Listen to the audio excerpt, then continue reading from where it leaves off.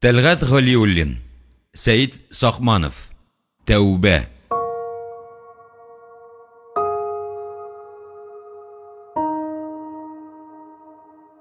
Сигезенче бүлек.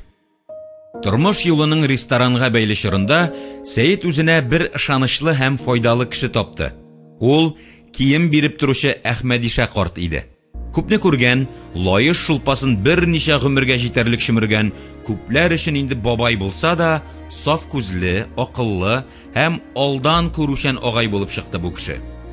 Бераз бөкрәя төшкән, әмма ифрат таза гәүдәле Әхмәдиша Сталин мәрхәмәте корбаны 50нче еллар ахырында Казанга кайтып егылган һәм Төньяк калавылында йорт сала башлаган. Барлы-юклы хәзинәсе төзелешкә кереп беткән. Карт эшкә керергә мәҗбүр булган. Иртәнге якта каршыгы Хәйрниса белән төзүче хезмәтен башкара. Кичке якта кыска ак сакалын кием салым биреп торырга алып килә. Балалары үсеп, һәр кайсы үз көннәрен күрергә төрле төбәкләргә таралышып беткәннәр. Аталар балалар мөнәсәбәтенә ул бик тормышчан карый. Балага таянган көн, таң атмаган төн ул. Мин үлгәч, малымны бүлешергә кайтып җитәрләр. Йортлы җирле Хәйрниса апагыз да берәрсенә кирәк булыр әле. Игелек дип аталган оешманы төзеп, эшен юлга салып җибәргәч, Сәйит шәһәр читендәрәк кешеләрнең күзләренә бәрелеп тормастай бер пишмакта ныклы, ышанычлы база нигез булдырырга кирәк дигән карарга килә. Контора вакытлы, училище үзенеке түгел. Шунда ул Әхмәдиша абзыйны, аның күркәм, илаһи урынга урнашкан йортын, тирә-ягындагы буш урыннарны исенә төшерде. Былай да тыныч җиргә оялаган ихата бакча артында кырган елга, яры артык текә түгел, чокыр-чакырлары гамәлгә ярарлык, вак-ваклыкларны кисеп ату әллә ни кыен булмас. Күңеленә килгән уй ниятен гамәлгә ашырмыйча, ярты юлда тукталып төртелеп кала торган шәхес түгел иде Сәйит. Хәл иткеч орыш алдыннан урынны, тирә-якны нишкәләп өйрәнгән хәрби төсле Әхмәдиша бабайның йорт тирәсен, күрше күләнен ныклап, тәфсилләп тикшерде. Суның тирәнлегенә, газ кертү мөмкинлегенә шаклы исәпкә алды һәм җиң сызганып эшкә кереште. Сәйит шул хакта сүз каткач, йорт салу мәшәкатьләреннән иза чиккән. Кагазьләрдә аны хуҗаларның берсе итеп калдыруны һәм шәһәрдә бер бүлмәле фатир алып бируне шарт итеп куеп, саф күзле карт мондый күршелеккә ризалашты. Тынычлык турында хыялланган Әхмәдиша мурадына иреште. Теләсә кайсы олы затның мөстәкыйльлеге, азатлыгы өлешчә һәм якынча булуны аңлый иде ул. Сәйит баш, син койрык дип сыртына төртүчеләргә аның җавабы әзер иде. Хәзер минем олылап, динебез кушканча күмәрдәй кешем бар. Карт кеше өчен шуннан да зур сөенеч юк. Ярты ел эчендә Әхмәдишаның хибарысы янында, яр буенда 2 каты җир астында калдырылган, өсте шулай ук 2 этажлы саунасы, бассейны, ял, эш бүлмәләре белән менә дигән өй калкып чыкты. Шыкыр-шакырларны, әрәмәлекләрне, елга урынын кертеп, йорт тирәсе биек тимер бетон белән әйләндереп алынды. Эштән корылманы шәнечкеле тимер чыбык 2 явыз немец овчаркасы саклый. Читтән караганда Әхмәдиша бабай бу мөлкәткә тулы хуҗа. Килгән-киткәнгә капканы ача, яба, тиешлесен иге алып керә. Карты: "Эй, син шәйеңне куй" дисә, озын киң җиңле күлмәген җилфердәтеп, Хәйрниса апа самавырын түргә чыгарып утырта. Җәен Әхмәдиша абзый яшелчәсен, җиләк җимешен үстерә, кышын үзләре ясаган тимер кыршаулы агач көрәк белән карыргыта. Эреп биткәнче көрәп калыйм дигәндәй, ашыга-ашыга чистарта йорт тирәсен. Бабай тормышыннан канәгать, аңардан йортны, өйне пөхтә итеп тоту, саклау һәм кирәкмәгән җирдә авызны ачып, аңкауны күрсәтмичә, эндәшми кала белү генә сорала. Сәйитне борчып торган тагын бер гамәли иш калды. Аларның йортына терәп салынган кечкенә генә өй тора. Җире шактый зур, машиналарга шыпырт кына килеп керү өчен урын ифрат җайлы. Шактый олы яшьтәге хахул каршыгы бер үзе интегә икән анда. Ире үлгән. Әбине шәһәргә күчереп, йортын сүтеп атып, аның җирендә кушсаң, илләм зур мәйданчык хасил булачак икән лабаса. Әби белән сөйләшүне Сәйит теле белән тегермән тартырга яраткан, эшсезлектән интегеп утырган Хәлилгә тапшырып зур хата эшләде. Шак кына катлаулы низах китереп чыгармады. Сәйит аңа теге чактагы ярдәме өчен рәхмәтле Һәм аңардан оешмага файда килмәсә дә, егетләр әйтмешли, Сорыкырт Краснобайны урынбасары итеп тотты. Министрлар төшендә күрмәгән хезмәт хакы түләде. Корсак җибәреп, ияк астына яңа дулкыннар өстәгән Хәлил кешеләр белән гади итеп сөйләшә белүне оныткан булып чыкты. Әби белән ипләп кенә, тыныш кына аңлашып, шәһәрдә бөтен шартлары килгән бер бүлмәле фатир тәкъдим итеп, күчерешү шөгыльләрен үз җилкәләренә алып кына хәл итәсе иде дә мәсьәләне. Сәйитнең урынбасары башка юл сайлый. Йорттагы кешегетне һау-һулатып, әби янына килеп керә. Исән-сау яшәп буламы, әби? Рәхмәт, улым. Кем дип белим? Мин Горсоветтан. Ярым сукыр әбигә ул чорда теләсә кемгә өләшенгән КамАЗ автомобиль заводын төзүче Батырга дигән 7 кызыл тышлы таныклыкны чыгарып күрсәтә. Аптырап, югалып калган карчыкка мәсьәләнең асылын аныклап бирә. Бу урында 16 катлы үй салыначак. Сезнең йорт сноска эләгә. Беренче ишетүем, ди әби ишекле түрле йөренеп. Бу хакта карар яңа кабул ителде. Мине кая куясыз? Мыйыклы грузин кебек салкын якларга озатырсызмы? Юк, әби, ди Хәлил җиллегенә. Сиңа Казанның иң матур урыныннан фатир бирәбез. Кайнар, салкын суың, газың, барысы да өеңдә булыр. Мин риза, ди әбикәй, яулыгы белән киңәш табыш иткәннән соң. Ничек инде мондый солидный кешенең ипле, матур итеп биргән вәгъдәсенә ышанмыйсың? Вәләкин һәр кешедә әллә ничә мин утыра. Шикләнү, шөбһә, ышанасы килеп тә ышанмау, ымсындырса да, алданудан өркү, форсатны ышкындырудан курку һәр кемнең башыннан узган тойгылар. Буыннар алышына өлкәннәр китә тора, ә хисләр, тойгылар, өркү сөйнешләр берни булмагандай буыннан буынга тапшырылып яши бирә. Язгы күкрәүләр, көзге пычраклар, кышкы бураннар кебек күчә килә. Үз файдасына килгәндә исә, адәм баласының шыгырдавык сиртмәдә шалкан ятса да, Газраилнең шәнти бармагын күргәндә дә башы бары бер сәгать теле кебек үз ягына әйләнә. Ялгыз әби дә гадәти кеше. Горсовет дигәннәре илләм бай оешма. Нигә аның тәкъдименә каршы килергә? Шул ук вакытта җирдән дә кадерле нәрсә юк диләр дөньяда. Аны җиңел генә ышкындырырга ярыймы соң? Кызыл кенәгәле әдәми зат бусаганы азат итүгә, ышанычлы күршеләре белән киңәшеп, Житомирдагы кызын, Одессадагы оныгын чакырып, телеграмма бирә. Юк, Горсоветның карарын шик астына кую өчен түгел. Совет хакимияте чорында тәрбияләнгән психология үзенекен итә. Сине талыйлар, син дә авызыңны ачып калма. Йылкы, шум, электр, урла, әмма дә ләкин тотылма.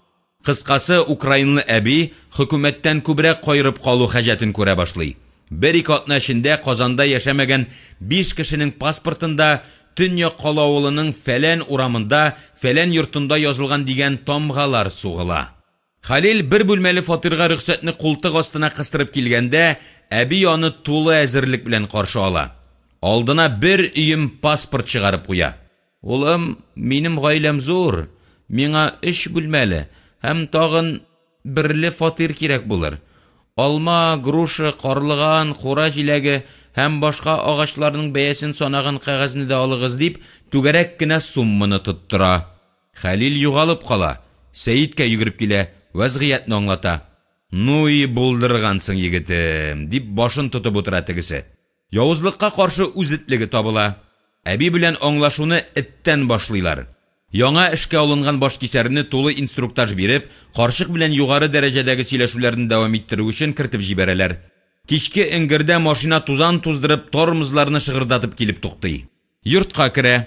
Эт тилерә-тилерә өрә. Әби йөгереп чыга. Егетнең йөзендә кара капрон. Олы шуар ОМОН плашы эченнән кыска мылтыгын чыгара да, этнең авызына пах-пах. Мапмай шинап аркасына ята.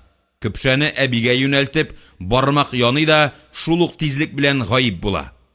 Икенче көнне башка машина белән үзгә егет килеп, шул ук мылтык белән карчыкның 2 тавыгын атып чыгып китә. Без милициядән, әби, исән чакта ышкынмыннан ди. Кичен әбинең өе янында Әхмәдиша бабай бакчасында тирән чокыр казый башлыйлар. Әллә анда эшләүче егет махсус шулай мәтәштирдеме, әллә тәҗрибәсе җитмәдеме, әмма экскаватор тулы тавышка төшкерә. Ишәк, дия авазлары чыгара. Әби тарафларына озатылган мазут сасысына küçük barыбер тыншыгып дөмеккән булыр иде. Тавыклар турында әйтәсе дә юк. Җир өстендәге һәр нәрсәнең кеше күзенә шагылып, көнчелек хисе тудырганын исәпкә алып, Сәйит төп байлыкны, склад гаражны, спорт мәйданчыгын җир астына урнаштырырга була. Шул ният белән җир астына төшеп барулары иде. Үҗәт карчыкны кысрыклап чыгару максатында яшермәделәр игелекле күршеләре. Әби янәдән киңәшкә балаларын чакыртып ала. Аның моңзарын тыңлап, якыннары мафия белән бәйләнмәскә киңәш бирәләр, карчыкны олылап, зурлап, шәһәргә күчереп куялар. Ул заманда кооператив дип аталган оешмадан фатир сатып алу кыен нәрсә түгел иде. Башка юллары да табыла торды. Шул мәлдә Фердинанд, Гриша, Мисхәт, Замир кебек тугрылыклы хезмәткәрләренә, Әхмәдиша картка, МЖК кебек оешмалардан, олы завод-фабрикалардан бурычка, әҗәткә алган булып, дөресе ришвәт биреп, шактый фатир юнәтеп калды Сәйит. Хуҗасын көтеп торганнары да бар. Әхмәдиша картның йорты игелекнең үзәгенә әйләнде. Шунда эшләр бүлешенә, исәп-хисаплар ясала, дошманнар белән араны үзү, җайлау планнары корыла. Хуҗа бабай һәр вакыт игътибар үзәгендә. Бөҗраның эшендә сослуживецлар янына утырып гәп куру, дөресе тыңлаучы булудан файдаланып калу аның яраткан кәсебе. Сөйләшүләре ике юнәлештә бара гадәттә: сәясәт һәм хатын-кыз.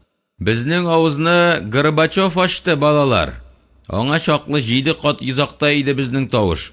Ул рөхсәт бирмәсә, Фәүзия Бәйрәмовың да, Марат Мөлековың да, Фәндәс Сафиуллинның да парларын юрган астында гына чыгарып ятырлар иде.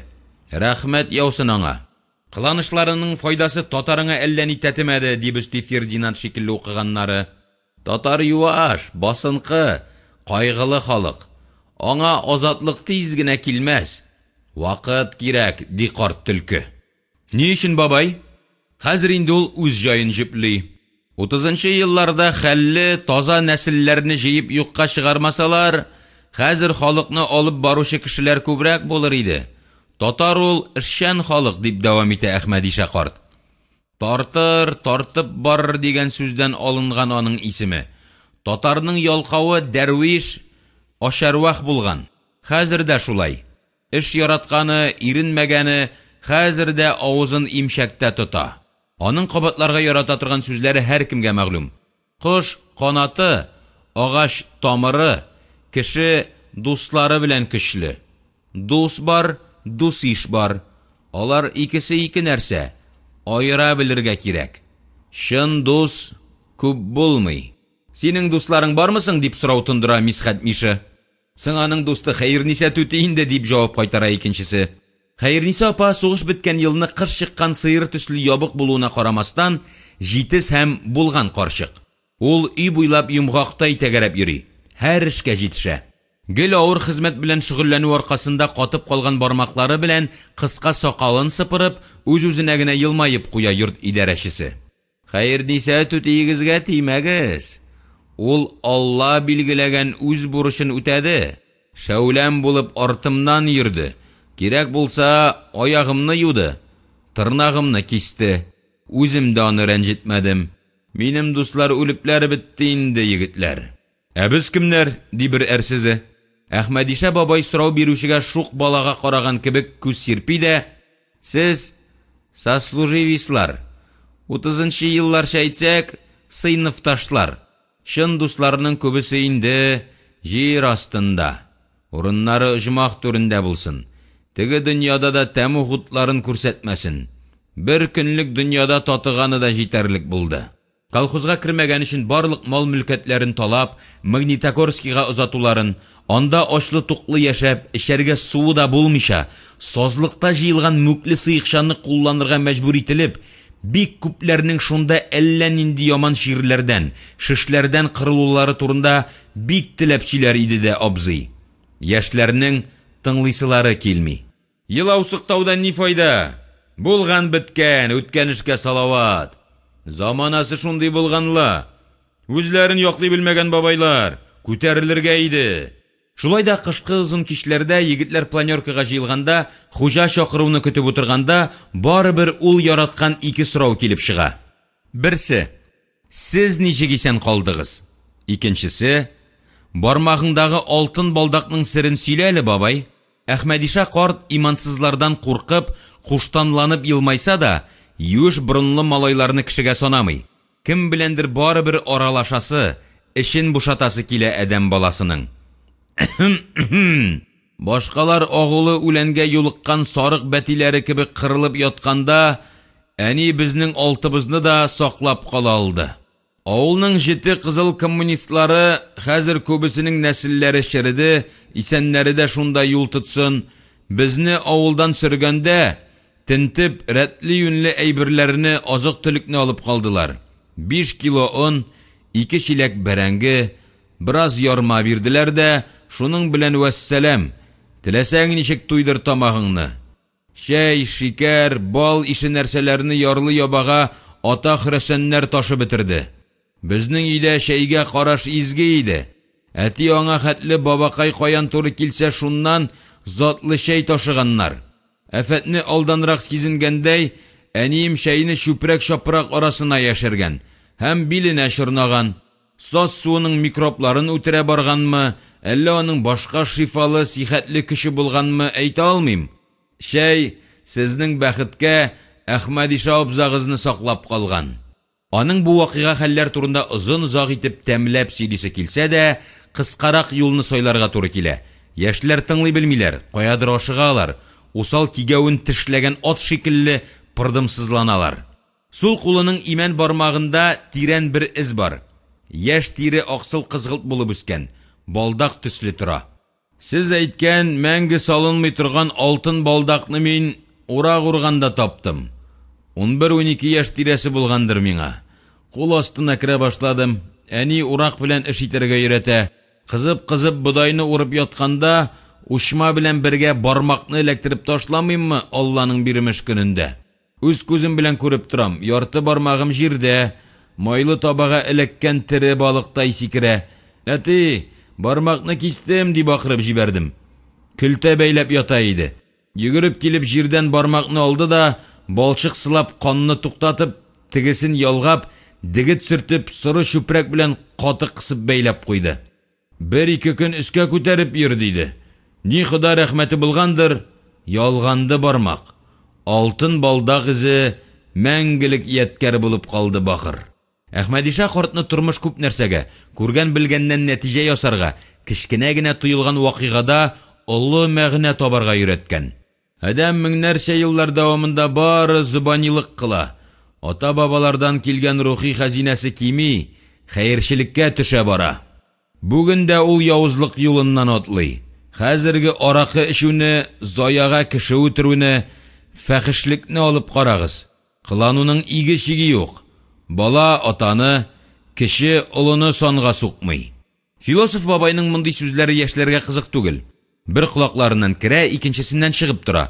Аның кешеләрдә күркәм хылык, ихласлык, паклык күрү теләге сүнми сүрелми барыбер. Шул ук вакытта артык диндар, дини йолалар, шәригать кушуы белән генә яши торган кеше түгел ул. Бер тәрбиясезе барыбер, бабай, хәерниса апа белән буламысың әле дип сорамый калмый. Ул аңламаганга салыша, бавырга авырлык китерми. Нәрсә буламы? Апагыз тәбә ашларын яхшы пешерә. Каз кыймагын менә дигән итеп табадан төшерә. Кияү кыймагы диләр аны. Дәррәү көлү ике арада аңлашу тудыра. Әхмәдиша абзый Бәдретдинов яхшы машинада сәйран чигеп йөрүдән башканы белмәгән тыгыз ыштанлы егетләрне өнә бетерми дигән идек. Ачуланырга җае чыгып тора. Гәүрәтегез белән масайып йөрмәгез әле монда. Андый Хикмәтулла эттә дә бар. Ишәкнекен әйтмим дә. Икенче берсе җитдирәк сорау тартып чыгара. Әхмәдиша агай, ни өчен безнең заманда ирләр күпләп һәм яшьли үлә? Уйланып торганда итә карт, аннан җитди кыяфәт белән өстәп куя. Җыен тиле-миле кулына корал тоттырдылар. Бер-берегезне чебен урнына кырасыз. Тегесе җавапны кабул итми. Үз үлеме белән үлгәннәрдә җитәрлек, зиратка барып карагыз, гел яшьләр ята. Монысын карт күпмедер күләмдә үзенә кабул итә. Сөргөннәрне сөреп чыккан һаман яши янәсе. Үзегезнекен куасыз. Нәрсә дигән сүз, ничек аңларга? Ширатсыз керәсез. Сабан туйларын күп күргән бабайны сыртка салып та, аяк шалып егып та булмый. Көлкісі қара булса да, аңа үпкәләп булмый. Күзләре яшьле, саф. Артыгын урламагыз. Нәфисне тыя белү, әдәм баласының ихтиярын, башка жан ияләреннән үзгәлеген күрсәтүче төп ызан ул балакайларым. Әдәм малына кызыгу, үле күлдә балык сүзү ул дип тәсти карт. Бушка килгән харам сыйны тамагыңа алма. Арадан берсе генә картны сандугачны сайрарга өйрәтмиләр дип бүлдерә. Бабайның сөйләнүләрен тыңлый-тыңлый аңа ике кушамат тактылар. Коры куык һәм буш чиләк. Аның исе китми, сакалы да селкенми. Егетләр, бер-берегезне яратмасагыз да хөрмәт итеп яшәгез. Ашу тотып, үзегезне үзегез җимермәгез. Ешрак елмайыгыз. Әйдәгез, шәфкатьлерәк, ашык чырайлырак, сабыррак булырга тырышыйк. Үзенең хисетсез нарасый күзләрендә һәр вакыт яшь һәм моң. Егетләрнең кәйфле вакытларыннан файда күреп калырга ашыга. Ягез әле, хуҗабыз килеп җиткәнче, менә бу мебельне машинага тиеп куйыйк әле, алтыннарым. Ашыктан-ашык сөйләшүдән соң берәү дә баш тартырга җөрьәт итми. Ул бандитларга булай гына эш кушып кара син. Утырган җиреңдә ятып калырсың. 9-нчы бүлек.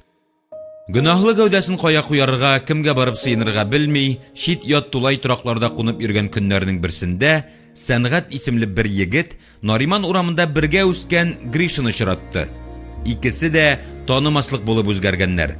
Сәнгать сабакташын кылган кебек аксыл чәчләре һәм үзе төсле үк кыска, тыгыз гәүдәсе буенча гына таныды.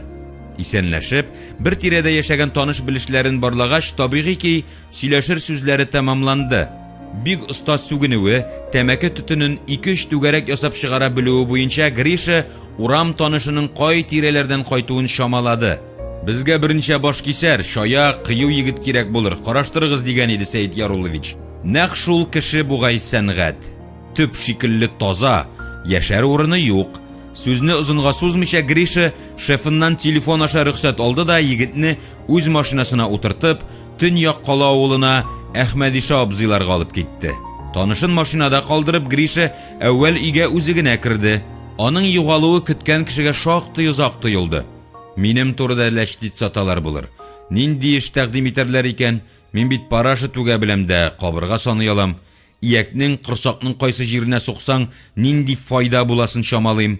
Бу һөнәрдә аларда ихтияҗ булса, аңа шундыйрак эш тәкъдим иткәннәр иде. Барып чыкмады. Кимендә машинасы, газ пистолеты булганнарны гына алалар икән. Сәнгатьнең өстендәге киеменнән күкрәк йоныннан башка байлыгы юк. Машина тагын. Көтү озакка киткәч, йөрәге тартышып, күңеле бимазаланып куйды. Әйтерсең лә аны тикшерүче бүлмәсенә, яисә төрмә башлыгы янына алып керүгә әзерлиләр. Тулган айдай балкып, Гриша атылып чыкты. Эшкә керәбез, хуҗага, паханга ашарга тырыш. Эшкә кабул итсә, авызың балда майда йөзәр. Кайгы хәсрәт белмәссең, каршы әйтмә, үз сүзлеләрне яратмый. Буламык икән дип тә уйламасын, җаең чыкса, сүгенеп күрсәт. Авыр капканы ачып, эшкә үткәргәндә колагына пышылдап калды. Рекомендация минеке, бер кайшанда онытма. Көн эссе булса да, башына түгәрәк җылы мискин бүрек кигән карт егетне уздырып капканы келәгә утыртты да, көрәк хәтле кулы белән өйгә ишарә ясады. Шунда уз диюе булгандыр инде. Сәнгать шыгырдап торган нарат тактасыннан ясалган буялмаган баскычтан менде, салкын чолан аша кабинет сыман ифрат зур бүлмәгә үтте. Кыл уртасында көзге төсле ялтыравык, шома өсле өстәл тора. Ике яклап күн тышлы, юан аяклы авыр урындыклар тезелгән. Башында арты биек, әйләнә торган йомшак кәнәфи. Шундый ул качандыр төрмә нәшәлниге кабинетында күргән иде. Бүлмәдәге башка җиһазларны күңеленә сеңдерә алмый калды. Уң яктан калын агач ишек ачылды. Бүлмәгә хуҗаларча җитез атлап, урта яшьләрдәге ир килеп керде. Сыры җиңел костюмы озын, матур гәүдәсенә сыланып тора. Гыйнвар кары кебек оппак күлмәк, төсле ефәк галстук, кара күзлек, һәммәсе килешле. Ул акрын гына Сәнгатькә якынлашты. Туктабаны күзәтте. Егетнең гәүдәсе аша рентген нурлары уздырдылар диярсең. Сәнгатьнең басынкы, тыгыз гәүдәсен кыска күлмәк җиңен төртеп торган мускулларын ошатты бугай. Пахан дигәннәре шул микәнни? Исемен дә әйтмәде Гриша тәре. Ничек эндәшергә белмәссең дип уйлап өлгерде Сәнгать. Кергән кеше кискен хәрәкәт белән кара күзлеген кулына алды. Үзенә караганда күзләре егетне өйрәнүне дәвам итте. Йөзе зыялы күренә шайтанның, нәселле күрәсең. Тик Ходай ишәкнең холкын белеп мөгез бирмәгән. Моңа буйны кызганган дигән фикергә килде егетнең тәрҗемәи һәм кәлҗимәи хәленнән азмы күпме хәбәрдар Сакманов. Кара син аны, бездә кунак бар икән, әйтмиләр дә, дигән булды. Янәсе бүлмәдә шит затның пәйда булуы аның өчен яңалык, ачыш. Гриша бер сәгатькә якын югалып тормаганда, араларында Сәнгать турында ләм-мим сүз булмаган, егетнең биографиясын сөйләтмәгән, холкын, фигылен тәфсилләмәгән. Аягындагы нечкә борынлы кара туфлиләр хуҗаны бүлмә уртасында тора таштай катып калган Сәнгать янына алып килделәр. Гадәти генә итеп кулын бирде, сынагандай каты итеп кысты. Кем дип белик инде, ни йомыш китерде салкын төньяк поселогына шибәр егетне. Сүзгә маһирлыгы шамалы Сәнгать мондый итәгатьле, ягымлы, мөлаим мөрәҗәгатьтән бөтенләй югалып калды. Йомыш дип мине Гриша алып килде, нәрсәгә икәнен аңлатмады. Ниләр вәгъдә итте инде Григорий? Әйдә минем белән үзеңне пахан белән таныштырам дип әйтмәкче иде, булай эндәшүнең килешеп бетмәсен аңлап телен тешләде. Сыртына милициянең резин таягы килеп сылангандай булып китте. Ах, Гриша Балтун, кычыткан шыпшыгы, миңа кушамат та тапкан. Нишлисең? Картлар үгетле, яшьләр шаярта. Мулла абзый кушкан исемем Сәйет Сакманов. Мәрхүм әтием Ярулла исемле иде. Нинди һөнәрләрең бар Сәнгать туган дип сөйләнүен дәвам итте. Егетне аңларга тырышты. Сугышчы булып туган, башы кичкенә, бәдәне аякларына караганда озынрак, мондый гәүдәгә табигать тиле көч бирә. Җилкәләре киң, йодрыклары йомры, затсыз тәмәкедән саргайган тешләре генә артык ире. Елмаюы өметсез, төрмәдә иманын алганнар. Сиңа абзыкай нәкъ шундый шарасыз һәм дуамал кеше кирәк түгелме соң? Сәйетнең үзенә исеме белән эндәшүе, туган дип атавы егетнең наз, кадер хөрмәт күрмәгән талымсыз йөрәгенә эретелгән шәм җылысы булып ятты. Аның туганнары юк, нәсел нәсәбен дә белми. Һөнәр дип Гриша саткандыр. Мин зонадан кайткан кеше. Безгә бит столяр, балта остасы һич югында әзер нәрсәләрне машинада таратып йөрүче кирәк дип дәвам итте сүзен Сәйет, үз ялганын елмаюы белән хуплап. Төрмәдә йөрәттеләр инде азмас, төрлесеннән, диде Сәнгать киная белән. Гриша бит аңа мәсьәләне башкачарак аңлаткан. Паханга оста сунарчылар кирәк дигән иде. Әхмәдиша абый өйнең аскы катында мебель ясый торган мәйданыбыз бар. Шкафлар, урындыклар, өстәлләр ясыйбыз. Риза булсаң, син дә шунда эшләрсең. Соң, согласен инде. Минем торыр урыным да, эшем дә юк. Хуҗа җавапка вакыт әрәм итмичә дивар буендагы шкафны ачты, шуннан бер уенчык алып Сәнгатькә сузды. Шуны кысып кара әле. Көч үлчәгеше бу. Егет җиңел генә әлеге уенчыкны кысты. Ата яздың, диде Сәйет, егетнең кулларындагы көчкә вайран калып. Самбо алымнарын беләсеңме? Күз аллыйм бераз, сугыша беләм. Төрмәдә шуннан башка исән калып булмый, диде егет, самими бер катлылык белән. Хәзер аска спортзалга төшәбез. Әхмәдиша бабайның тыштан кичкенә генә күренгән 2 катлы өйнең астында нәрсә генә юк икән. Затлы агачтан ясалган төрледән төрле мебель төялгән складны, 2 шит ил машинасы торган гаражны узып, спорт белән шөгыльләнүе өчен бөтен шартлар тудырылган, заманча җиһазлар белән бизәлгән, көндезге ут лампалары гөжләп торган олы бүлмәгә алып керде хуҗа Сәнгатьне. Аскы сәдәбе генә төймәләнергә җайланган пиджагын бик иркәләп, яратып шигә элеп куйды. Безнең әби әйтмешли, рәишкә чакырулы кунакка барганда гына кия торган костюмы бугай. Бигрәк саклый дип уйлап куйды кием салымның затлысын күрмәгән, шуңар да аны сакларга өйрәнмәгән Сәнгать. Дуңгыз төсле пычракта аунасаң да, зиндан киеменә берни булмый. Кинәт хуҗа аның ягына борылды. Йөзе усал, тартылган, күзләрендә җылылык нурының әсәре дә калмаган иде. Тавышына хәтле үзгәргән. Хәзер егетем саклан. Мин сиңа һөҗүм итәм, йоклап торсаң, туқмап ташлыйм. Нәрсәгә сәләтле булуыңны күрсәт әле. Кулыңа балта тоттырырга ярый микән дип, күлмәк җиңнәрен өскә күтәрә-күтәрә Сәнгатьнең өстенә үк килә башлады. Соң шиккәшә гаҗәпләнгән, әмма көтелмәгән хәлләргә өйрәнгән егет боксер торышын алып, сул кулы белән йөзен каплады. Сәйитнең йомры йодрыгы аның беләгенә эләгергә тиеш. Шунда көтелмәгән хәл булды. Сәйит уң кулы белән кизәнеп, яшен тизлеге белән читкә сикерде һәм сул йодрыгы белән Сәнгатьнең иек астына тондырды. Уруы бик үк катыдан булмаса да, егет шайкалып алды.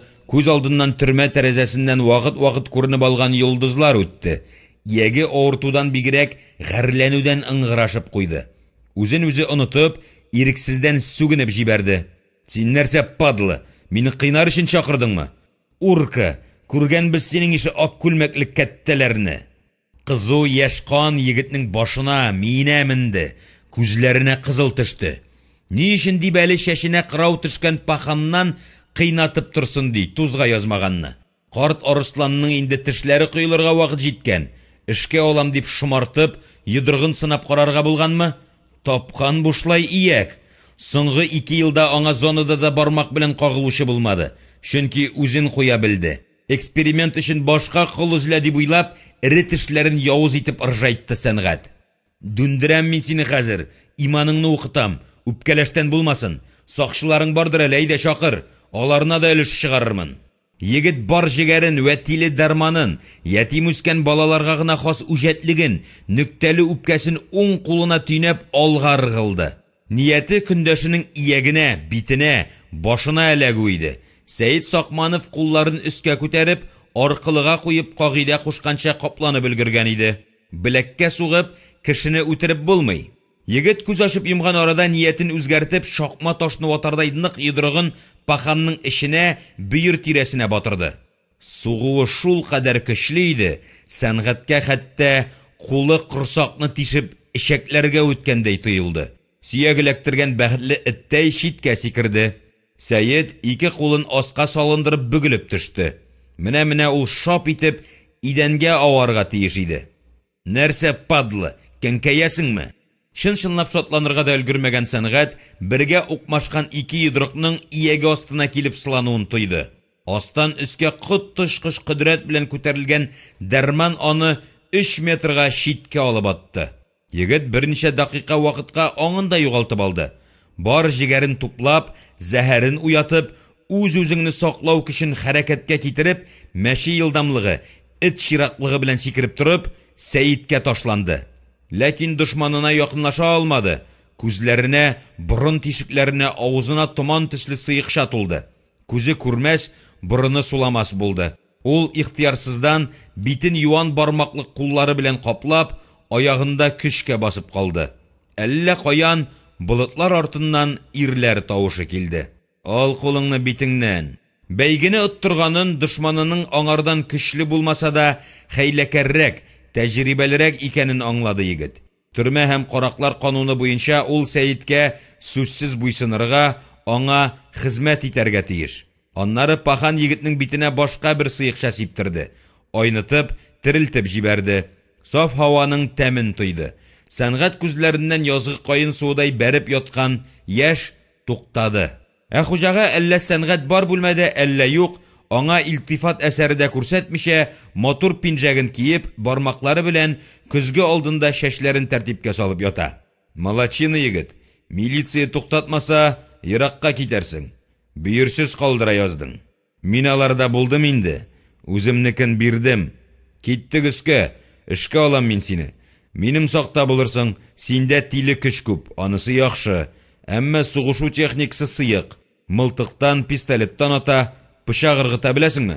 Тәҗрибәм бар бер кадәр, диде акрын гына бүгенге хурлыклы тукмалудан соң үз-үзенә ышанычын югалта барган Сәнгать. Азмаз белән эш кырып булмый. Атнасына 3 көн тренер белән самбо, бокс һәм башка алымнарга өйрәнерсең. Ату тәҗрибәләрен хәрби училищеда алырсың. Сәйит кешесен, урынын, вакытын әйтте.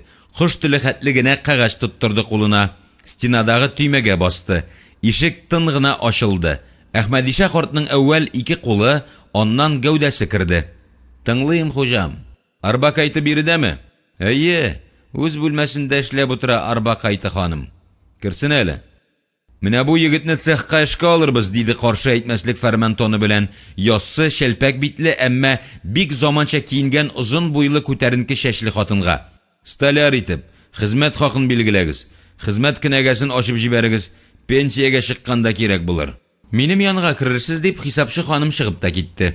Сәнгать берни аңламыйча уклау йоткан кешедәй улы өстәл кырында басып тора бирде. Ничек аңларга бу кешене? Мылтыктан атарга өйрәтәм ди, ә үзе балта остасы итеп эшкә ала. Берни майтармаган килеш күпмедер хезмәт хакы билгели. Хәзер сүзнең җитди булыр, егетем. Миңа эшкә кергән кеше еш кына ул ялланган сүзен куллана иде. Тулысы белән минем мөлкәт. Ягъни миңа сүзсез буйсынган адәм. Бастырып әйтәм, соңыннан вакытында кисәтмәдегез дип, кәҗә кышкыртып йөрерлек булмасын. Мин кушканны баш өсте дип үтисе. Монысы беренче шарт. Авызны 7 кат йозакта тоту икенче таләп. Берсен генә үтәмәүдә саубуллашуга алып киләчәк. Безнең оешманың ни нәрсә белән шөгыльләнүе сине картайтырга тиеш түгел. Артыгын белергә тырышу, каядыр әйтик, мәктәптә укыганда хатын-кыз белән аралашканда кирәкле шәйдер. Тик бу очракта Сәйит озын гына тукталыш ясады, каршында басып торган ифрат тыгыз гәүдәле, тар маңгайлы егеткә күз салды да, тавышын яртылаш киметеп өстәде. Гомерне озайтмый. Мин риза барысына да, күпме түлисез? Илдәге уртача хезмәт хакыннан 10 тапкыр артыграк алырсың. Шуның өстенә һәр төрле чыгымнар, машина расходлары бездән булыр. Мин риза, дип кабатлады егет. Син әле сынау сорагы узасың. Машина йөртү, ату сәләтеңне күрсәтәсең бар. Гриша кирәкле егет алып килгән. Бу ашатсаң, ишертсәң, күн курткага төрсәң, маңкырт төсле теләсә кемне шәншеп, атып үтерергә мөмкин. Аңардан коммунистлар хыялланган җәмгыять файдасына бушлай эшли торган иҗтимагый продукт тәрбияләп булмас. Жанын суырып алганнар. Беренче сыйныфлы киллер чыгачак егеттән. Төрмәдә нинди иде кушаматың дигән сорау сәнгатьне айнытып сискәндереп җибәрде. Мине гел күчереп йөрттеләр. Һәр кайсында яңаша атадылар. Шулай да, сайыскан, ала кулак, тимерче, тормангай һәм башкалар күп булды. Кушаматсыз кеше юганда. Шырып яисә шуруп, саморез дип атаучы булмадымы? Булды бугай. Әлеге кличкасы хакында салып утырганда Гришага сер итеп ышкындырган иде. Саткан, сыртка салган иске дус. Белеп туру кирәк булыр. Утырган бер җиренә үзе артыннан койрыгы төсле ияреп килгән кушаматын онытырга теләгән иде. Юк шул. Үткән белән араны җиңел генә зөп булмый ахры. Балта белән кисеп төшерә торган ботак кына түгел икән кеше хәтере. Сәйит нәтиҗә ясады. Синең бүгеннән исемең дә, фамилияң дә Шөреп булыр. Тәрбияви төрмәдә әйткәнчә 8 сәгать әле тәмамланмаган икән. Төшерергә яратасың, анысы бер хәл. Анысын барыбыз да булдыра. Ашы күбрәк кирсә, холкың бузыла, теләсә кемгә бәйләнә торган гадәтең бар икән. Күкерттәй кабынасың. Яман кешеләр сизсә, үзеңә каршы барулары ихтимал. Сакланганны гына саклармын дигән Ходай Тәгалә. Шөрепнең үзен аклап, аңлатып карарга нияте бар иде дә, Сәйит аңа мондый мөмкинлек калдырмады. Бәхәсләшә башласаң, минем сүзләрнең дөрестлеген генә раслыйсың. Сине һәр тарафтан өйрәнмичә, тикшермичә торып, бирегә чакырмас та идем. Достың Гриша саткан дип аңа үпкә тотсаң, бик үк хаклы булмассың. Минем кешеләр син укыган мәктәптә булдылар. Әбиеңнең танышлары белән сөйләштеләр. Ни өчен син эшкә алырга булдык дип сорыйсың килеп телең кычытамы? Әйе, холкың авыр, үчле кеше булсаң да, синең берәүне дә сатканың юк.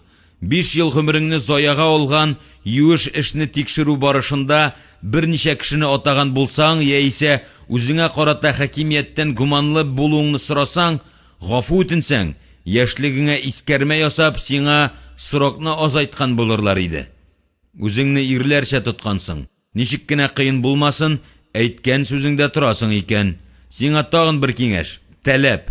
Караклык гадәтләреңне, кулыңның осталыгы белән уйнавыңны, фатир изагын оста ачуың белән шаккатыруыңны ташла.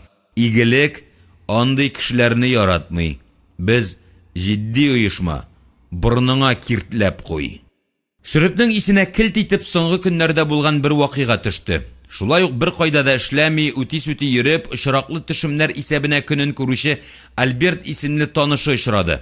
Мәктәп бусагасын 1 елга соңрак таптаган иде. Буфетка кирип, тамак кымырҗавын бастырдылар. Кәйф сихәтләре бермә-бер күтәрелде, аерылышасылары килмәү аңлашылса булыр. Беренче очраган трамвайга утырдылар, тимер әрҗә шактый тулы иде. Халык каядыр ашыга. Бер кулына сумка тоткан күзлекле абзыйны күрәсеңме, диде Альберт. Соң шуннан, синең белән бик тырышып исәнләште, ә син аңа ноль внимание. Шулай тыелгандыр салган баштан. Юк, чынлап әйтәм. Кешеләргә хәтерем яхшы минем, күргәнем юк. Кызык егет син сәнгатик. Әдәм баласы олы башын кеше итеп исәнләшә, ә син әллә кем булып борын чигерәсең, диде киная белән Альберт. Бәлки ерак туганымдыр минем, диде сәнгать уенны кабул итеп, тавышына уйчанлык төсмере биреп. Тикшереп карыйсы булыр. Кешелегендә визиткасы я берәр таныклыгы булмый калмас. Син абзыйның уң ягына бас, бик каты итеп бәрел һәм озак кына гафу үтен, тукталышта урта ишектән сикер. Шуннан да күзлекле абзыйның ясалма күн тышлы акча янчыгында егетләргә 1-2 ял итәрлек акчасы һәм пенсия кенәгәсе табылды. Шырайга яшь күренсә дә, сәнгатьнең танышы 3нче ел лаеклы ялда икән. Акчасын бушатып, кәгазьләрен чүплек чиләгенә рыгыттылар. Ул вакыйга турында шөреп оныткан иде инде. Альберт та Гриша шикелле паханның агенты шымчысы микәнни? Шитлек эчендә яшәве алтыннан үрелгән булса да, кызыгырлык булмаячак. Күңеленә шөбһә, шикләнү йыланы үтте. Бу дөньяда бер кемгә дә ышанма дип өйрәткән иде аны бер камерада утырган Шәкүр Карагыныгы, һәр хәлдә ул үзен шулай дип тәкъдим иткән иде. Өстенә баскан. Сәйитнең исә кәкре атып туры тидерү генә иде. Шөреп күңеленә төйенләп куйды. Пахан хәйләкәр төлке. Аның белән сак булырга, итәкне җыеп йөрергә, иң якын дустыңа да сереңне ачмаска. Ялгыз эш иткәннәр отачак. Минем вакыт чыкты, диде Сәйит. Сине Гриша көтә. Минем яшәргә урыным юк, диде Шөреп үз кыюлыгына шаккатып. Минем ни эшем бар? Эшкә яллаганга рәхмәт әйт, дияргә тиеш иде хуҗа. Шул җавап көтелгәндә иде. Шулаймыни, нишләп эндәшми торасың? Йыламаган балага авызына имчәк каптыру заманасы үтте. Яхшы итеп кырынган, затлы хушбуй сөрткән чырайына гаҗәпләнү төсмере чыгарып сораган булды Сәйит. Шунда ул Шөрепнең күңеленә мәңгегә сеңеп калган бер адым ясады. Хәрбиләрчә төгәл адымнар белән атлап, уң яктагы шкафны ачты. Кадакта эленеп торган ачкычны алды да Шөрепкә ташлады. Менә сиңа турып торырга бер бүлмәле фатир, адресы Биркада уелган. 1 елга контракт белән. Яхшы эшләп китсәң, үзеңнеке булыр. Өйләнсәң, зуррагын бирербез. Машина йөртә беләм дигән идең. Анысын булдырам, тик минем правам юк. Хуҗа янәдән шул ук агач шкаф янына китте. Бер тартмадан күн тышлы документ алып, Шөрепкә тоттырды. Сиңа йөреп торырга, үзеңә охшаган, тик сак бул. Киләсе атнада үз исемеңә язып бирерләр. Киләле монда. Аптырап югалып калган Шөрепнең кыска күлмәк җиңеннән тотып, тәрәзә янына алып килде. Яшел Жигулины күрәсеңме? 6нчы марка. Шуның белән йөреп торырсың, аннан күз күрер. Хәзергә Гриша белән икегезгә бер задание. Ул белә. Менә шулай итеп Шөреп игелек агзасы булып китте. 10нчы бүлек. Сәнгать Шөрепнең Сәйит күңелендә каршылыклы тәэсир калдыру табигый иде. Холык тормыш юлыннан, кешенең үткән гомереннән үсеп чыга. Сәнгать дигән сәйер сирәк очрый һәм хуҗасының табигатына якын да килми торган исемне аны тәрбияләп, багып үстергән әбисе куша. Әтиянисен ул белми, хәтерләми. Әбисе Зәмзәмиянең бәян итүенә караганда, аны дөньяга китереп ташлаучылар бер-берсенә торырлык пар булганнар. Әнисе 1 яшьлек баласын иренә һәм кайнанасына ташлап бер ир кисәгенә ияреп, Урта Азиягә чыгып улаккан. 5-6 бала табып, һаман да шунда яшәп ята ди. Ни бары 2 хаты килгән. Соңгысында баласын ятим иткән өчен гафу үтенгән һәм ирем бик көнче, мине борчымагыз зинһар, оныта күрегез дип тә өстәгән. Табигый ки, аның үтенече кабул ителгән. Шөрепнең әтисе Зәмзәмия апаның бердән-бер улы бик тәкәббер кеше була һәм хатыны әдәм хур итеп үзен ташлап китүне күтәрә алмыйча, йөрәк ярсуын хәмер ярдәмендә сүндерү юлын сайлый. Булган мал-мөлкәтен сатып эше бетергәч, тулай торактагы кичкенә гаиләләр өчен төзелгән бүлмәсен дә сатып, Иделдә сал куучылар бригадасына языла. Шунда гаиб була. Зәмзәмия апа улы турында хәбәр белешмә килеп чыкмасмы дип төрле оешмаларга язып караса да, ішіне жылы кіртірлік хәбәр ала алмый. Улының бүлмәсен сатыпмы, талапмы алган әдәмнәр Зәмзәми ападан акча таләп итеп теңкәсенә тияләр. Рәте артык сәмәне булса, улының бурычын түләр иде дә. Үзе дә гомере буенча көчкә ышанышка ялгап, тормыш көймәсенең койрыгына гына эләгеп бара шул. Ире хәрби офицер, шим кара күзле, кара чәчле, төз гәүдәле музыкант хатынын ил буйлап үзе белән йөртә дә, сугыш башлангач 2 яшьлек улы белән Шибәркәен Казанда ләхет кебек тар коммуналкада калдырып фронтка китә. 3 айдан аның батырларча һәлак булуы турында кара кагаз килә. Көйле, моңлы жаны, назлау, иркәләү, сөю өчен яратылган тәне һәм сабый малае белән Зәмзәмия ханым 14 метрлы бүлмәдә гомерен уздыра. Затлы гәүдәгә кызыгучы кымсыз ирләр шактый бөтерлә янында. Тәкъдимнәр күп була. Мәгәр хатын офицер иренә тугырлыклы кала. Башка кешене якын җибәрми, үзгә һөнәр әһелләрен әдәмгә санамый.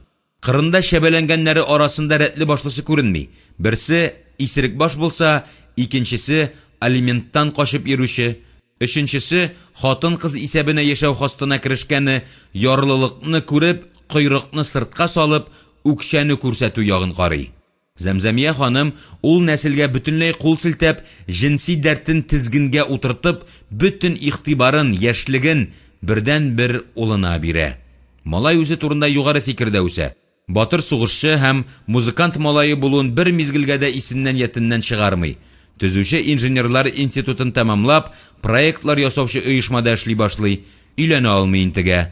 Кызлар күп, берсендә шатмый. Инде менә Нурания белән дә берничә ел гына яшәп кала алды. Шибәр ханым Зәмзәмия апаның күз нурын, йөрәк парасын ташлады да китте. Аерылуларының сәбәбен ана белми калды. Улы хатынының йөрәгенә юл таба алмадымы, үзе турында гына уйлап, араларына салкынлык бузы төштеме, әллә Нураниясе нурсыз, җилбәзәк бер нәмәстәкәй булып чыктымы? Аңа исә кояшы сүнеп барган көнендә яшь бала белән тол тормышны тагын бер үтәргә насип булган икән. Заманалар үзгәргән, бала тәрбияләү авырлашкан, гаиләләр тормышына урам йогынтысы дигән әкиятләрдәге аждаһада явыз төшенчә бәреп кергән шыр килгән. Бу мөхит тәртипле, ата-ана белән үскән баланы да үз кануннарына буйсындыра, юлдан яздыра ала икән. Үз малайын югалткач бик нык бирешкән Зәмзәмия апаның дөньяга карашы искергән, үзе төсле үк картайган иде. Мехрибанлы булып, итәгатьле бул, кешенекенә кагылма, анда барма, моны алма дип кабатлап торып кына күп нәрсәгә өйрәтеп булмый икән баланы. Яшь чагында сәнгать әтисен, әнисен таптырып тавыш чыгарса, туктаусыз еласа, соңрак алар баланың шәхси дошманнарына әверелделәр. Өйдә булган рәсемнәрен, хатларын йыртып бетерде. Зәмзәмия апада сагынганда күз нурларын түгәргә дә үз улының карточкасы калмады. Әбисе белән уртак тел таба алмаган сәнгать урамда үз урынын, дәрәҗәсен тиз тапты. Үсмер бу бузык дөньяда бердән-бер таянышы үз йодрыгы икәнне аңлый. Баш миеннән бигрәк мускулларын үстерүгә ныгытуга көчен бирә. 14 яшендә милиция вәкилләре белән күрешә башлый, исәпкә алына. Урта мәктәпне тәмамлап, 1 ел заводта селкенеп йөргәннән соң, 2 төркем арасындагы сугышта катнашып, кулга алына һәм бер егетне пычак белән чәнчеп үтерүдә гаепләнеп, 5 елга ерак юлга озатыла. Әбисенең каберен эзләп таба алмый сәнгать аннан кайткач. Ул яшәгән 2 катлы агач өйне сүтеп, яңа олы йорт салып куйганнар. Элеккеге таныш белешләренең күбесе юкка чыккан, һөнәрләрен алыштырып, өйләнешеп, төрле якларга күченеп беткәннәр. Бердән-бер якын жан иясе әнисенең адресен эзләп караса да, беренчесенең бәхетенәдер инде таба алмады. Әнисен изге ният белән, ихластан эзләгәндер дип уйлаган нигез юк иде. Тормышының иң авыр, күчеш чорын кичергәндә ул Гришин эзләп тапты. Тегесе дусларча ярдәм кулын сузды, яхшы кешеләр белән таныштырды. Калганы үзеңнән тора дип уйлаган иде дәшереп. Рәхәт хаятның шырпылары да күп икән. Җиңел машина утыргычына урнашып, кисәсенә санаусыз диярлек хәрәм акчалар керә башлагач, төрмәнең кысынкы тормышыннан гарык булган бәндә рәхәткә чыга. Тапканын тәкәллифсез җилгә шыра башлый. Шырып әйткәнне кабул итми, вакытын ресторан-кабакларда уздыра, теләсә кемне фатирына алып кайта, тизгенсез теләк ниятләренә ирек бирә. Дөрес, аңа күбрәк өлкән яшьтәге тотылган, үзләре муенга сарыла торган урта кул хатыннар белән эш итәргә туры килә. Күбесе кулында баласы калган ирсез кәнтәйләр, максатлары тагын бер кияүгә чыгып, бәхет сынап карау. Һич югында инде ират акчасына типтереп яшәп калу. Шөрепнең юлдан яза баруы Сәйитне борчый, ул аны азгын тормыш өчен түгел, башка максатларга әзерли. Аның кыласы батырлыклары әле алда. Билгеле бер карарга килеп, ул киңәш табышка Мисхәт Мишаны чакыра. Олы дәүләт сере булса да әйт әле, йөри торган кызың бармы? Әйешев, инҗи мәрҗән кебек балкып торган, ярәшкән Әлфиям бар. Матур сүзләр яратканыңны беләм, дөресен яр. Рөхсәт вә ярдәм булса, тиздән башлы күзле булырга исәп Сәйит абый. Кәләшеңнең дус ишләре, иптәшләре бармы? 9 катлы студентлар торагы шыгырым тулы. Егетләр юк диярлек, барысы да безнеке. Син Шөреп кушаматлы Сәнгать дигән егетне беләсеңме? Әхмәдиша абзый йортында бер-ике күрдем. Якыннан танышканым юк. Аның белән аралашып алу кирәк булыр сиңа. Кабанның аргы ягындагы татар урамында туып үскән егет. Ышаныч синдә. Хуҗаның соңгы кәлимәсе Мисхәтнең күңелен май канаты белән сыпырып алгандай булды. Мин егет белән танышып калырга гына тиеш түгелдер дип уйлыйм. Аны рәтлерәк кыз белән таныштырырга. Сүз байлыклары сүгенү, гамәлләре шәраб шимерү һәм карават шыгырдату белән генә шикләнмәгән җәмгыятькә, дөресе, яхшы компанияга алып керергә иде. Бәлки берәрсе үзен ошатып куяр. Өйләнергә дә вакыт, кем белә? Юкса егет тәмам югалып бара. Мисхәт чынында Шөреп кушаматлы Худабәндә турында күп белә. Аның каты-кыты холкыннан, кемнәр белән төннәрен кыскартуыннан да хәбәрдар иде.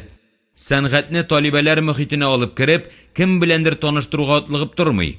Ул тирәлеккә үзе дә илләм авырлык белән эләкте. Исереп, бәйләнеп, сугышып хур итәр.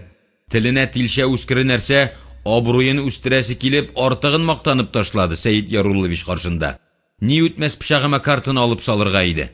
Бит әле Әлфиясе дә ЗАГСка киттек дип, муйнына Мисхәт исемле татлы элмәкнеләргә ашкынып тормый. Яшь гомерләр ике килми, белик кеше кадерләрен дип кенә җибәрә аның тәкъдименә. Хәер, үзе дә юк дип әйтми, ирненә 2 бармагын гына куя. Сәйит Мисхәтнең йөзе өшегән чөгендер кебек тартышуга игътибар итмичә, соравын үтенечен кабатлады. Шеф кушкач, кая барасың? Үтәргә туры килә. Задание бирми башласа, башыңны кая тыгарсың? Тутый кыш түгел үзе дә. Мисхәт Мишаның үзендә эшкә алганда шактый сынады пахан. Һәр яңа кешене йодрык белән сыйламаса да, Сәйит аны һәр яклап тикшерә, сөйләштерә, шуннан соң гына нидер тәкъдим итә. Аннан соң да күзен уннан төшерми, хуҗаның талканы коры. Аның командасына эләгү сират күперен чыгудан ким түгел диләр. Тормыш тәҗрибәң булу өстенә сасы су тәме белән дары исен бутамаска тиешсең. Үзе һәм егетләре өчен ул уйлап тапмаган булса да, кат-кат сыналган тәртип кертте. Эш белән шәхси тормышны бутамаска. Һәр хәлдә алар бер-берсенә зыян китермәсен. Кул астында эшләүчеләрне ул күп нәрсәгә, корал белән эш итүгә, бокс, самбо алымнарына, тавышны көйли үзгәртә белүгә, кешеләр белән мөгамәлә оештыру тәртипләренә өйрәтте. Хезмәттәшләрендә дөрес яшибез, үзебезнекен ашыйбыз дигән ышаныч уятырга, рухи таяныч тудырырга тырышты. Берничә егете бергә туры килсә, сүзне гадәти шаяртудан башлый. Җан киекләрем, шәриктәшләрем минем, албастыларым минем. Без замана таләбе, вакыт чакыруы белән туган балалар. Без дәврнең уяну авазы. Җәмгыятьне тазартуга, чистартуга үзеннән өлеш кертүчеләр. Без тышканнар баскан өйне тазартучы санитар мәшеләр. Шуннан соң йөзенә уйчанлык, хәтта сагыш җиле сирпеп, җитди илдереп китә. Без югары әхлак кешеләре булырга, төпле, акыллы, тәртипле булырга тиешбез. Шалапайлык, кылану безгә батмый. Аның әхлак, инсафлык турында сөйләнүләре мәхшәр алдыннан тоткан вәгазь кебек яңгыраса да, Сәйитнең бу ачышлары кармагына эләгүче бер катлы егетләр барыбер табыла торды. Мондый аңлатмалар Сәйитнең үзе өчен ижаудан мылтык алып кайтып сатуын, коры сөтне читкә озатуын, гашиш белән шаяруын, юлына аркылы төшкәннәрне алып ташлавын әхлакый аклау өчен кирәк иде. Авыр, низахлы хәлләрне дә ул шул алым белән көчәнешсез, талчыгусыз уздыра белде. Аннан килеп Сәйит татарның үз мафиясе булырга тиеш дигән иманда яшәде. Мафияле булу аның уенча балиғлықның бір күрсәткіші. Университетның тарих факультетін тамамлап, үзенә киоск алу, müстақил тормыш юлына басу турында хыялланган романтик рухлы Мисхәт Сәйиткә шын күңелдән ышанды, ихластан хезмәт итте. 11-нче бүлек. Нарасый баладай иркәләнеп, Зөлфия атлас юрган астыннан Сәйитнең кулын эзләп тапты. Озынча бармакларыннан жылы, мәрхәмәтле нур бөркелде. Әйтерсеңлә баш очындагы электр утын илаһи шәмнәр алыштырды. Алар арасындагы эчке якынлыкны сүндерерлек көч юк иде кебек бу гөнаһлы җиһанда. Ир нык муенга утыртылган башын борып, ханымның яшь әрекмән яфрагыдай үтә күренмәле колагычларыннан үбеп алды. Ак муенына төште. Әллә моторыма бер нәрсә кирәкме дигән булды ирзат. Үз тавышын үзе ишетмәде. Анасы сөтенең муллыгы рәхәтеннән тынчыккан бала кебек иде ул бу мизгелдә. Тик кенә ята алмыйсың инде син, диде хатын олы, тыгыз кайнар тәнгә сарылып. Сүзләре юеш иреннәрен йырып чыга алмагандай тоелса да, ханым аны ишеткән, аңлаган икән. Сәйит сөеклесен янына анадан тума килеш диярлек ятарга өйрәтте. Зөлфиягә Исхак абзый белән Рәмзия ханым бүләк иткән табигать күлмәгенә тиңдәш көндәш булырдай кием салымны дөньяның иң гайыр остасы да тегә алмас иде. Һәр хәлдә Сәйит шундый фикердә торды. Яңа суырткан бал, нәзахәтле болын чәчәкләре исе аңкып, кытыклап торган наз тулы гәүдәне куйнында яткыруның, шул нигъмәтнең синеке икәнне тоеп ятуның бәхет, саба җиле сөенеше, шашкынлы шатлык икәнен Сәйит үзе генә белә. Лолита кебек яшь, Наташа Ростова кебек саф, Нәфисәдәй тыгыз тәнле иде аның сөйгәне. Кирфекләре тырпайган, артык майның әсәре дә юк тәнендә. Дөрес, авыл тәрбиясе алган Зөлфия кәбестә төсле кат-кат киенеп яткан әнисен күз алдына китереп, табигать тудырган халәттә йокларга баштарак карышкан булды. Ихтыяры 3-нче кичтә сынды. Үзенә дә ошады. Яраткан кешең белән шулай гына янәшә ятып була дигән фикергә килде. Зөлфиянең ир уртасы каршында тормышка әле аяк баскан, берни күрмәгән, белмәгән сабый рәвешендә күренәсе килмәде. Мәхәббәткә багышланган китаплар күп укыдым. Берсе дә безнекенә охшамаган, диде Зөлфия. Соң, аларны язган адәм үзе кемнедер яраткан микән? Яшь буынны тәрбияләү турында кемнәр китап сырлаган? Крупская, Макаренко кебек үз балалары булмаган кешеләр. Кофе чүбендә үле балык тотып ятканнар. Теория гамәлдән үсеп чыкмаганда көчлерәк була торгандыр бәлки. Җилдән туган балаларны күз алдында тотасыңмы? Син ул әкияткә ышанма. Җил дигәне җилбәзәгир булыр. Христианнарның изге Мариясы белән дә шундыйрак хәл булгандыр әле. Мифлар соңрак туа. Юкла, диде Зөлфия, ак, нәфис кулын юрган өстенә чыгарып. Жюль Верн бабаң әнә бер тапкырда океанны күрмәгән диләр. Дөрес булса. Шулай да су асты дөньясы турында ничаклы матур, ышандырырлык итеп язган. Сәйит Зөлфияны игътибар белән тыңлаган булып ятты да көлеп җибәрде. Нәрсәсе көлке, аңламадым, диде хатын, терсәкләренә таянып, башын калкыта төшеп. Бер мәзәк искә төштелә. Яле, калдырыйк диңгез мөгъҗизаларын. 15 яшьлек кыз белән җинси мөнәсәбәтләр турында сөйләшергә ярыймы? Дип сорыйлар икән Әрмән радиосыннан. Бу өлкәдә наданлыгыңны бетерәсең килсә, киңәш итәбез, дип җавап кайтаралар. Бу миңа төрттүрүңме, Сәйит? Юкла, хәтергә төште әле менә. Көлмә, диде ханым тавышына җиддилек төсмере бирергә тырышып. Минем дә азмас тормыш тәҗрибәм бар. Мактануым түгел. Сизенгәнсеңдер, мин бөтенләй гөнаһсыз бала түгел идем. Азып-тузып, теләсә кем белән ястык бүлешмәдем. Бер хатам булды. Кияүгә чыгып кала яздым. Иманым коткарды. Кирәк дисәң сөйләп бирермен. Артыгын сорашмасаң рәхмәтле булырмын. Иске яраны ачып, туз сибеп утырасы килми. Сәйит нарасыйна сокланып бетә алмыйча, мондый намуслы сабыйлар да бар икән әле дөньяда, дип тик тыңлап ятты. Кирәкми аның үткәне. Бүген ул аның куйнында, аныкы, мәңгегә аныкы булачак.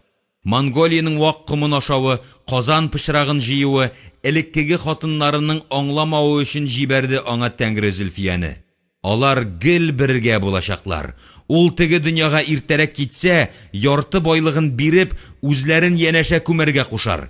Теге дөньяда сөеклесен каршы алыр. Шунда инде җаннары мәңге аерылмас. Бәлки, балалары да булыр. Тәҗрибәсе бар, улларын, кызларын тәрбияли, дөрес юлга бастыра белер иде. Кызын балалар табибына укытыр, дөньяда шуңардан да игелекле белгечлек юк. Улы үз халкының телен я тарихын өйрәнер, киләчәккә хезмәт итәр буйырган булса. Шул уйларыннан күңеленең йомшый, дөньяга гаделсезлеккә карата булган усаллыгы кими баруын сизде Сәйет. Иренең эндәшмичә ятуын Зөлфия үзенчә юрады. Әллә түкми-чәчми, бәйнә-бәйнә барысын да сөйләп бирергәме? Искитмәле хәл түгел. Үзләрендә танцыда танышты Мөнир белән. Прораб булып эшли икән, йөри торгач, өйләнешергә булдылар. Язылышырга барырга бер атна калгач, баласын күтәреп хатыны килде. Сеңлем, ятимнәр каргышын үзеңә алма, бәхетле була алмассың диде. Дөрес, алар инде күптәннән рәсми аерылышкан булсалар да, Зөлфия Мөнирдән баш тартты. Төзүче егет җиләкне тәмләп өлгергән иде. Баналь бер тарих, оят вә хурлык. Нәрсәсен сөйлисең аның? Гомерендә бер тапкыр булса да хаталанмый калган хатын-кыз юк җир шарында. Баланы кабул иткән киндекче карчык кыз дип хәбәр салуга, аның ялгышасы инде тәкъдир кенәгәсенә үк уелган була. Бу яктан Зөлфия генә чыгарма була алмый инде. Татлы хыял дөньясына чумган Сәйитнең матуры уйлаганча үпкәләргә уенда да юк иде. Кызганыч, Сәйит тә, Зөлфия дә үзләрен ни нәрсә көтәсен, гомергә бер бирелә торган сәгадәт мизгелләренең озакка бармасыннан хәбәрдар түгел иделәр. Үзе үк хезмәт иткән кара шайтан, явыз мәкер аны хәяттә иң якын, иң газиз кешесеннән айырып алырга, канлы сугыш юлына чыгарырга тиеш иде. Тәкъдир китабына шулай язылган. Ә хәзер аларга рәхәт. Зөлфиянең күз карашлары Сәйитнең иреннәре янындагы сызыкларга төште. Ул аларның кайнар, бер кадәр тузлырак тәмен сизгәндәй, тойгандай булды. Нәрсә турында уйлый ул? Янында чалкан яткан кешеңнең сине üzülеп, тилереп яратуын белгән хәлдә дә миен, зиһенен биләгән уй-хыялларын, күңел күзен ахыргача аңлый алмыйсың. Һәр кеше серле сандык. Рухи дөньясы аның берәү белән дә бүлешми торган шәхси байлыгы. Кешене талап, шишендереп, көчләп, үтереп була. Әмма аның уен берәү дә буйсындыра алмый. Зөлфия дә Сәйит турында аз уйланмады бу көннәрдә. Кеше сүзеннән дә кулакка үзбәк пахтысы кыстырып кына котылып булмый. Соңрак авылларына кайтып килде-китте сүзләр сөйләп йөргән якташы Лилия ашлы-туклы йыртык-пыртык булса да, үз яшьтәшең белән күгәрченнәр кебек гөрләшеп яшәүгә ни җитә дип йөрәгенә кан коеп маташты. Соңыннан ачыкланды, көнләшү галәмәте булган икән. Ни генә сөйләсәләр дә, аны Сәйиттән аерып алырлык көч юк иде җир йөзендә. Үзе белән бер яшьтәге кеше аның кадерен белеп, матурлыкны яратуын, онытылып шигырьләр укуын бәяләр идеме? Ни өчен гаиләләр оешмас борын таркала? Ызгыш талаш, бер-береңне кимсетү, рәнҗетү, рухи ярлылыктан бигрәк матди хәерчелектән килеп чыкмыймы? Әтиәниләре, туган-тумачалары белән яисә тулай торакның тар бүлмәсендә яшәп, яшьләр бер-берсеннән туялар. Җинси тарафтан ачылып бетә алмыйча, тәҗрибәсезлек аркасында, тиешле тәрбия алмау нәтиҗәсендә бер-берсенә тулы ләззәтне бирә алмыйлар. Берничә елдан соң никахта тапмаган рәхәтне читтән эзли башлыйлар. Ире аны үлепләр сөя. Гүзәлләр бәйгесендә җиңүчеләр синең белән чагыштырганда мунча пәриләре дип такылдавын белә. Бераз арттыра булыр Сәйит җаны. Ә шулай да сүзләре күңеленә сары май булып ята. Тормыш тәҗрибәсе бай, шактый хатын-кызны кулдан үткәргәне сизелеп күренеп тора. Зато иң соңгысы, иң яратканы Зөлфия сеңлегез булыр. Сөйгәненең күңелен күрү өчен генә булса да Сәйит сорап куярга тиеш иде. Синең булачак ирең тулай торакта очраган мыйыклы адәм идеме? Әйе, ярый әле бергә кердек. Ишек янында синең торуң миңа ышаныч, таяныч бирде. Сәйит ханым ягына борылды. Зөлфия, ул көнне мине әллә ирем дидең, әллә кияүгә чыгам дип әйттең. Шул сүзеңдә каласыңмы? Син бәхетле йылдыз астында туган кеше Сәйитҗан. Дәлилләрең? Теге көнне әтигә дарулар табып биргән, озаткан, каршы алган өчен рәхмәтле булсам да, өеңә үк килеп, шунда яшәп калырмын дип төшемә дә кертмәгән идем. Мондый хәлиткеч адымга әзер түгел идем әле. Чынлапмы? Икебезгә дә читтән ярдәм килде. Ирем була алмаган адәм үзенең тупас кыланышы миңа хакы бар кешедәй сөйләшү белән гәүдәмне, җанымны синең кочакка әтәрде. Сәйит үпкәләгән дә итте. Башкача безнең арада мондый кайнар мөнәсәбәтләр булмас идеме? Булыр иде, Сәйитҗан. Икегезне чагыштыру комсыз алдакчы файдасына булмады. Сине сайладым. Яратам мин сине, Сәйитҗан. Тик кешегә шишмә серне. Яме? 12-нче бүлек. Сәйит тик томалдан дөньяны онытканчы эчеп, үтелеп-сүтелеп йөрүне кабул итми. Ресторанда эшләгәндә дә ул үзен агыланудан саклап кала алды. Вакыты, урыны белән хәмер кабу эш сәясәт өчен кирәк була. Фәрештә дә түгел ул. Монгольстанда хезмәт иткәндә эшсезлектән аракыга өйрәнгән тәне, жаны яңалык таләп итә башлый. Шайтан суыннан юаныч изләгән көннәре дә булгалады. Кул астында эшләүчеләр белән туарылып утыра алмый. Күбесе аңардан яшь, дуамал, йөрәкне әрнү, сагыш, шатлык китереп кысканда, ике акбаш белән кабымлыклар кыстыра да Әхмәдиша карт кырына килә. Тормыш юлы әллә ничә романга җитәрлек абзый белән сөйләшеп утыруы үзе бер ял, тамаша. Бавырына артык килешмәсә дә зарланып алырга яратса да, Әхмәдиша агай үзен түшәме астына алган, олылап килгән Сәйит белән тәмләп, дөньясын онытып утыра. Кәкре юан бармаклары белән замир керткән төргәкне иркәләп сүтә, ысланган итне сырны ипләп кенә кисә, тозлаган кәбестәсен чыгара, дымлы күзләрен кысыбрак шәркәләргә сала. Башлам кәлимәсе бер уганың. Кара әле, Сәйитҗан, гөнаһсыз сабый баланың күз яше кебек үтә күренмәле бит. Ничек эчмисең аны? Карт кешегә ярамаса да, Ходай Тәгалә үзе ярлыкасын. Әйдә, тотыйк әле. Шәркә көрәк кулларда югалса да, сакал өстендә үзен зарыгып, ымсынып көтеп торган тупас иреннәрне эзләп таба. Эчеп куйгач, Әхмәдиша карт тып-тын кала. Шәрәпнең тиешле җиргә төшеп җиткәненә инангач, мәңге моңсу күзләрен Сәйиткә күтәрә. Өенә кереп утырды.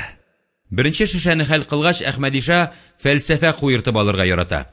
Мин, Сәйитҗан, бер нәрсәгә инандым. Үләш дигән көч наданнар кулына эләксә, бик яман хәлләр чыгарга мөмкин икән. Соң, андый кешене тотмыйлар, алып ташлыйлар эшеннән дигән була тегесе.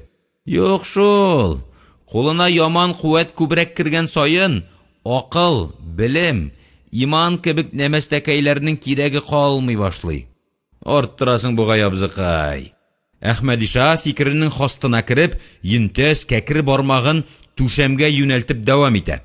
Мондый игелекле тыңлаучы булганда фикере дә килеп кенә тора. Мин үз тормыш тәҗрибәмнән чыгып шуңа инандым. Үләш акылны алыштыра ала.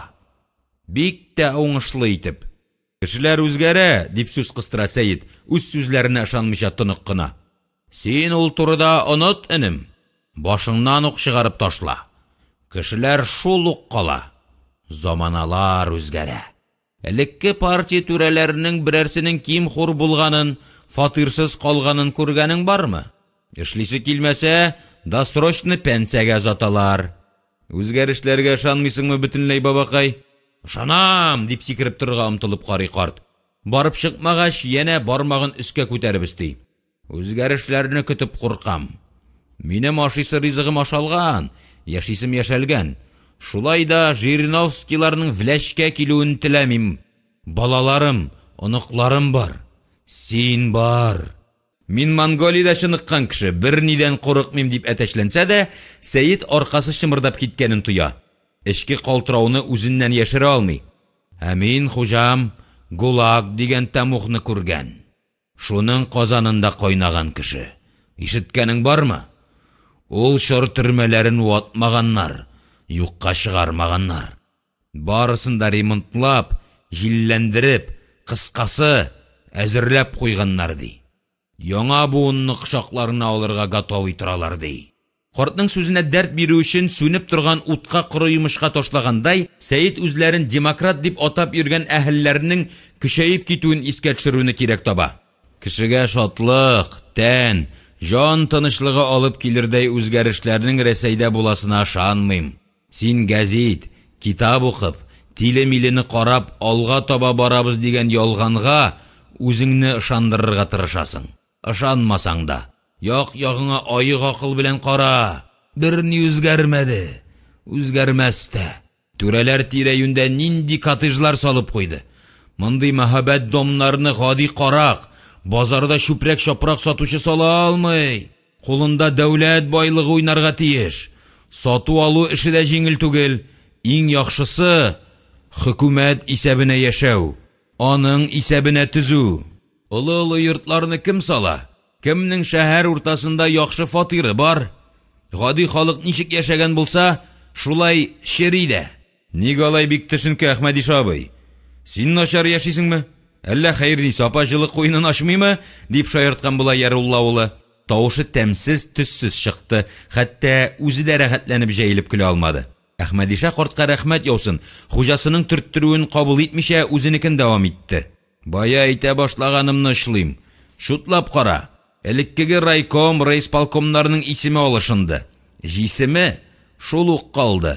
Бүлмәләргә керсәң, кәнәфидә шул ук түгәрәк чырайлы, вакытында ашаудан һәм затлы ризыктан килгән чиста, йомшак тәнле, квадрат иякле кешеләрне табарсың. Иман алыштыру берни тормый. Яңа байлар үсеп килә. Ил шалтай трестлар кулына күчеп бара түгелме? Җавапны да үзе үк бирә карт. Сату алуда, кеше талауда байыган яңа нәүришләргә мин ышанмыйм.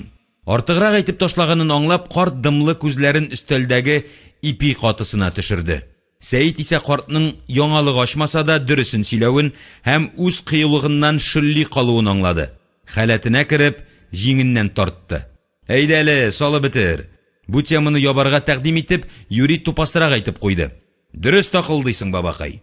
Бизмәнең ватык түгел. Урыс гадәтенә хилафлык кылып, шәкертермичә генә эчеп куйдылар. Капкалап алдылар. Тынлыкны Әхмәдиша өзде. Ачуланма, энем. Бухгалтерың Наилә диюм күренми. Сагындыңмы әллә? Күз салмагансыңдыр үзенә. Ничәү әле ул? Карт янә шаян кумгайлыкны кабул итмәде. Ялагайланып, ярарга тырышып хихылдый торган кеше түгел иде. Көндә килеп чыга торган ие. Акчагызның күбесен ул бездәге сейфта саклый. Ширли бугай ул. Берничә көн инде эшкә чыкмый. Сәер хәл, бик таза, үзен киләчәк өчен саклый белә торган хатынга ни булды икән?